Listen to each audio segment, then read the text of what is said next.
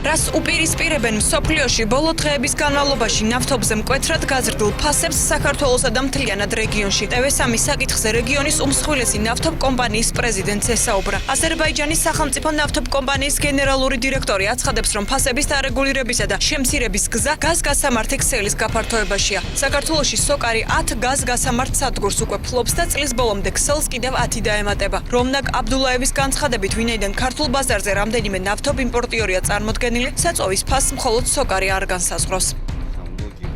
სოკარი არ არის საქართველოში საწოვის ერთადერთი იმპორტიორი. ადგილობრივ ბაზარზე მსოფლიოს სხვადასხვა კუთხეებიდან, მათ შორის ევროპიდანაც შემოდის საწვავი. ეს ნიშნავს, რომ საბაზრო ფასს სოკარი ვერ დააწესებს. ამასთან ჩვენ ძალიან აქტიურად ვახორციელებთ ინვესტიციებს გაზგასამართი სადგურების მიმართულებით და წლის ბოლომდე არსებულ 10 ობიექტს კიდევ 10 დაემატება. ეს კი იძლევა საშუალებას ბაზარზე გამოვიტანოთ ახალი ტიპის პროდუქტი, რაც საწვავის გაიაფებას გამოიწვევს.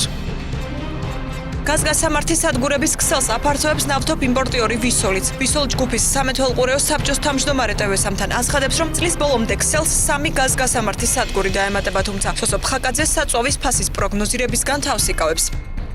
როცა ნავთობპროდუქტების ფასებზეა საუბარი, აბრავი პროგნოზირების გაკეთება არავის არ შეუძლია არასოდეს. თუ ვინმე ფიქრობს, რომ რაღაც მაკროეკონომიკური თუ სხვადასხვა პარამეტრებიდან გამომდინარე თუ პოლიტიკური ხასიათის თუ რაღაც შეუძლია გააკეთოს პროგნოზირება ნავთობის ფასების, რბილად რომ თქვა შეიძლება გადაჭარბებული არის ეს შეფასება. რაც შეეხება ჩვენ რას ვაკეთებთ იმისათვის, რომ იყოს ადეკვატური ფასი, ძალიან მნიშვნელოვანი, ჩვენ ვანვითარებთ ბუნებრივი გაზის სევერს.